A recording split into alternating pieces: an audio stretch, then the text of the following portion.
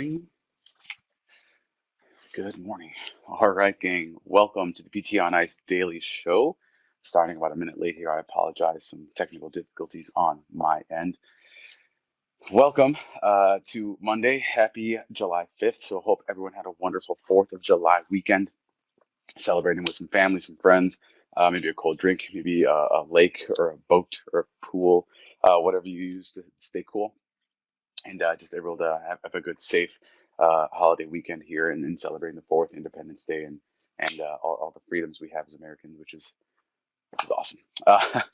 So today, talking about scaling the back squat, one of the movements that we teach in Fitness Athlete is the squat. The first 2 weeks are the squat, and we dive into a lot of the nuances of the back squat, the front squat, the overhead squat. But today we're talking about the back squat and how we can relatively scale that in the clinic.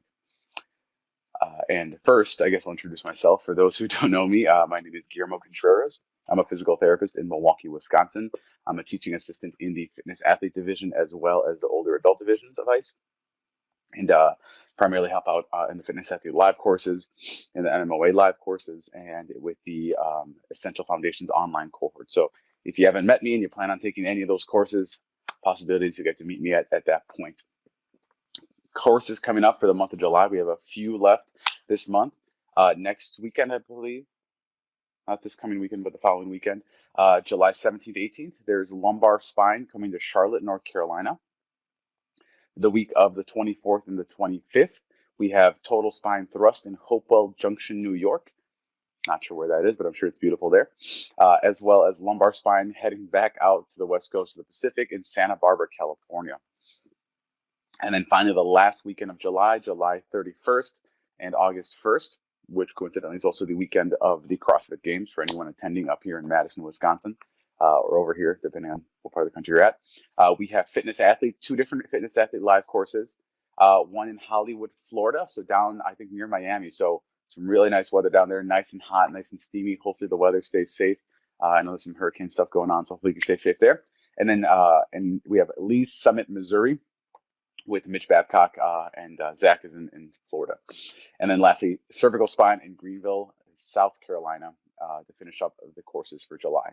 A lot more on the calendar. There's more in August, more in September. We're all over the place. So if you're interested in any live course that you can't make it to in July, please head to ptonice.com. Check out all the course offerings we have coming up and kind of book yourself a nice kind of weekend time there.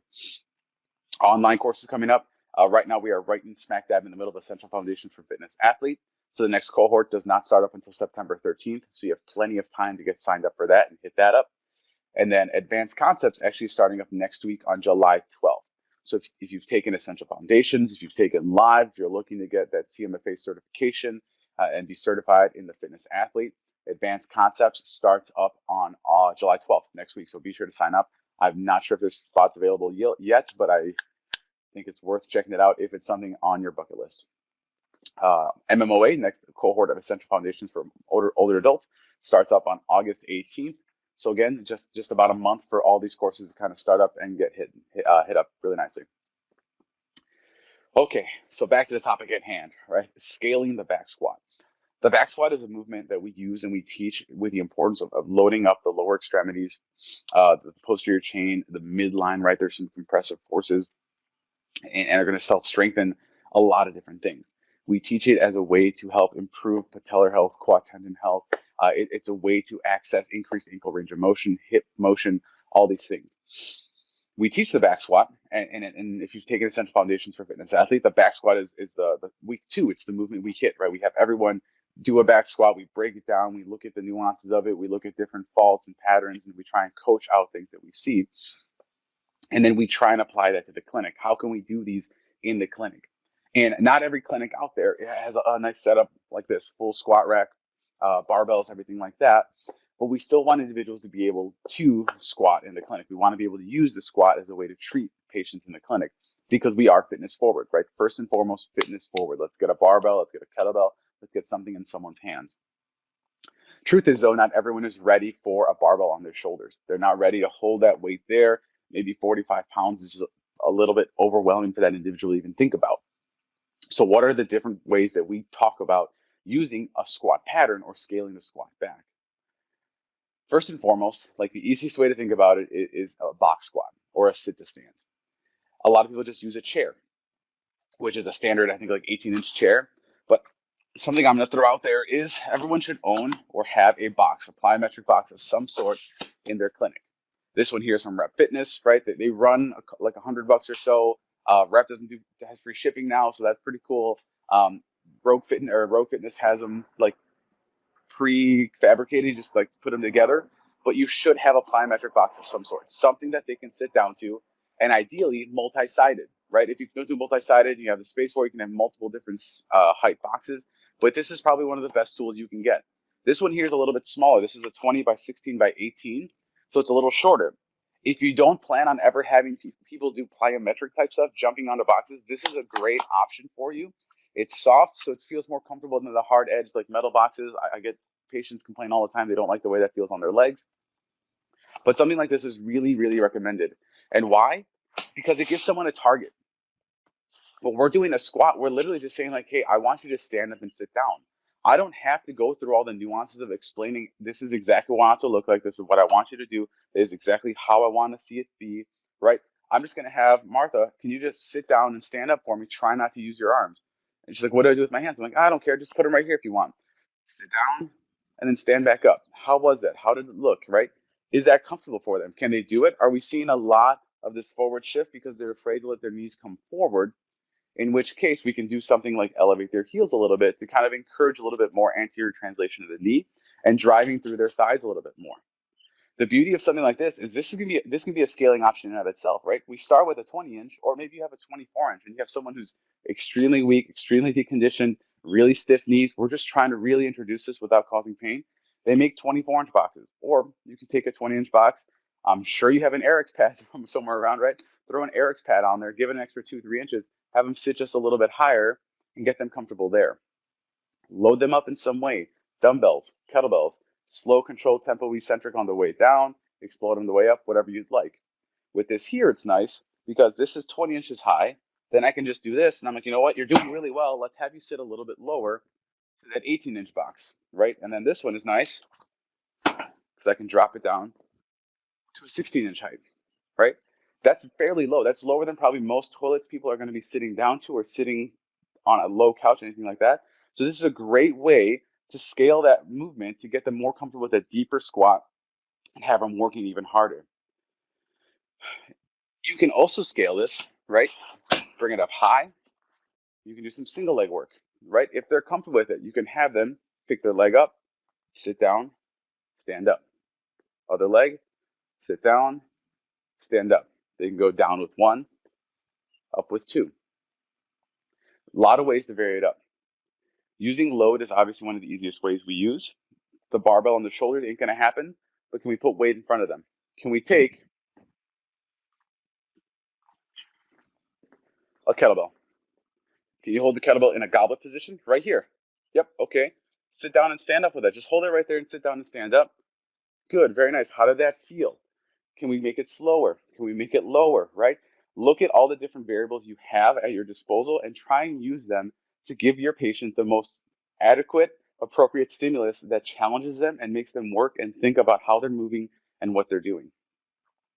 If you want to challenge it a little differently, you can take it from that front goblet position, right, which challenges midline a little bit, low back a little bit. See if they can hold it in a front rack, a single arm. Right now we have a little bit of dynamic anti-rotational component. So as they sit down, the load is going to be placed on their right side more, but we don't want them here. We want them nice and upright. So they'll challenge their oblique a little bit more, their lats a little bit more, even their shoulder by holding this kettlebell in the front rack position. You can use it kind of like a sumo deadlift. Have it nice and low on the ground here, and then as they sit, they just keep it close to their body in the same way. You can tell them, go ahead and let that touch the box, let it hit the box, come back up, just so they keep that weight nice and close.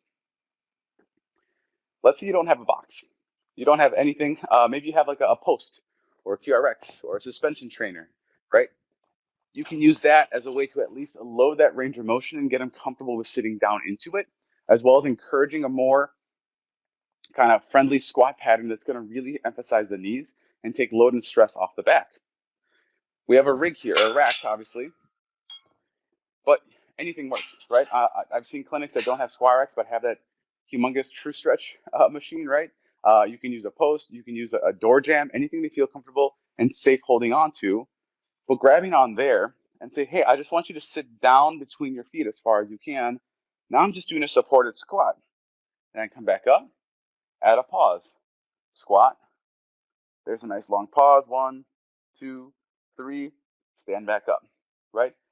By having this in front of them, it eliminates the ability to kind of dive forward or hips back and face forward. They have to sit down a little bit more. And maybe this is as far as their ankles let them go. That's fine because they can use their arms to let them sit a little further, get some more motion in their knee, and really start to work on developing some strength in that tissue and some nice robustness in those tissues to allow them to sit deeper in their day-to-day life, whether it be on a low couch or a chair, toilet seat, anything like that. Okay. Other things we can do, and probably my favorite way to really introduce the squat to a lot of people is some version of a wall sit or a sit squat, whatever you want to call it. I'm going to use this, but typically I'm using a wall with maybe like a chair next to it so they can hold on to and push off if they need to. But all that's going to be is we're going to have them here. And one thing I've adopted or adapted, I guess, from what hearing Jeff Moore teach a lot, right? What he says is a lot. You can't have good results with bad data. So how do we standardize the position of the wall sit? A lot of people just say, all right, go ahead against the wall, kick your feet out, sit down. But if I'm here versus all the way out here, it's a little different. The stress on the knees, the position of the knees, how low you're getting, everything's a little different. So I've standardized that in a way that's standard to every patient I see. So what I typically have the patient do is have their heels against the wall, go heel to toe, and then put their the heel at the midfoot of their other foot. Separate their feet to their squat stance, and then if they can, now they're against the wall. Now I know every time they do a squat or a wall sit, they are 2.5 or 1.5 feet away from the wall of their feet exactly. So they don't have to measure anything out. They're always stepping out with the same position, heel, toe, heel, midfoot, spread it out, and now they're in the squat stance. I tell them put their hands down. Ideally, your hands are down. That's where your feet should be. And then from here, I'm just having them slide down and sit. If someone has never done a wall sit, if they've not done anything in a very long time, I'm having them maybe do a quarter sit, right here. Hold it there, hold. Okay, go and stand up, push back up. Sometimes patients will just kind of drive up and stand up that way. But the wall sit is a fantastic way to start to introduce some loading against that quad, against the patellar tendon, the quad tendon. Just get people comfortable sitting in that squat through an increased knee flexion pattern and loading up their legs. You can do time-wise. You can do, hey, I want you to hold for 10 seconds. I want you to rest, right? I like to do a reverse Tabata. So 10 seconds on, 20 seconds off. Standard Tabata is 20 seconds on, 10 seconds off. But having them hold for 10 seconds for 4 sets is usually what I start out with, especially with my older adults that are really deconditioned. You'd be surprised. They can do a lot more than even they give themselves credit for. And just having them do that, sit down, it's a really easy way to do it at home because all they need is a door jam, any empty wall, any empty cabinet, whatever they can basically lean against, they can do it. And if they need a walker, cane, something nearby them, they can keep that nearby as a just in case to be safe. So the wall sit is basically my introductory, especially if someone is not doing well with standing up out of a chair, or there isn't just the equipment nearby for them to sit and stand up safely without pushing off with their arms. And then the box squat, right? Something elevated to get them going up and down and up and down. The goblet squat, just a standard goblet squat, is another option we have there. We do the box squat with the goblet hold, but you can just do it freestyle, right? Have that kettlebell in their hands, holding it here, just squat as low as they feel comfortable going, stand up, and then start to cue and encourage them to get a little bit lower. If you don't have a large round medicine ball or something that's a little bigger than the standard like rubber medicine balls, highly recommend getting yourself something like a wall ball. So these right here. The beauty of these is you can stack this up somewhere. Most people don't feel the safest sitting down onto something like this. So if we can elevate that surface a little bit, right? We have that there.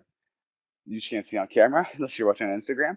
But now when I sit to it, it's not the same as a box where I know it's stable and I can just plop down and move out of it. They have to be more cautious and careful with it.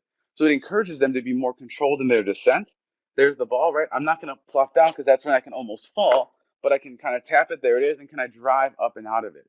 So again, it's a lower surface. You can also stack some stuff underneath it, maybe an Eric's pad or a small plyo box or like a small stool, something like that. and have them sit down onto that. And that's going to challenge the control of it, right? It's going to make their eccentric portion slower, more controlled. They have to think about it a little bit more and work on it a little bit harder. Okay. The box squat, the med ball sit, the wall sit, right? Plenty of options that you can use to scale the back squat in some way. Holding onto a rig, holding onto a TRX, holding onto rings, something that they can support themselves with their upper extremities. And while they're doing that, you can have them do pauses. Sit down slightly, stop there, hold that position, good, a little bit lower, pause, drive your hips forward a little bit more, sit between your heels a little bit, drive your knees out. There you go, good. How's that feel? Awesome. Can you go a little bit lower for me? Right? It doesn't have to be anything fancy. You don't need really expensive equipment. You don't need anything fancy. I would recommend getting yourself a barbell, a squat rack, kettlebells, a box, med ball, right? But you don't need anything fancier than this. You don't need any specialty equipment. It's just a matter of getting people moving through the motor pattern and getting people comfortable with it and getting comfortable with some load as well. Hopefully that helps. Hopefully there's some things on there that you can take and use for yourself in the clinic today. Not today, hopefully the other day off today. But if you're in the clinic today, hopefully you can take some of those things there. But hopefully throughout the week you can use these tips, tricks, and tools to scale the back squat and get your patients squatting a little bit more and loading up their knees. Don't be afraid to get them going. Don't be afraid to get them moving. Check their symptoms. How's it feel? Okay, let's do a little bit more. Let's start with less weight. Let's start with more reps. Let's start with more weight and less reps. Like, play around with different variables, but keep track of all of them so you know how you can properly progress each one of your patients in the right way. Have a wonderful week, gang. Thanks for tuning in. And if you're listening on Spotify or iTunes or podcast, hopefully you jump on the video so you can kind of see everything I just did there and the sound isn't too confusing. Have a good weekend. Bye. Hey, thanks for tuning in to the PT on Ice Daily Show. If you enjoyed this content, head on over to iTunes and leave us a review. And be sure to check us out on Facebook and Instagram at the Institute of Clinical Excellence. If you're interested in getting plugged into more ICE content on a weekly basis while earning CEUs from home, check out our virtual ICE online mentorship program at ptonice.com. While you're there, sign up for our Hump Day Hustling newsletter for a free email every Wednesday morning with our top 5 research articles and social media posts that we think are worth reading. Head over to ptonice.com and scroll to the bottom of the page to sign up.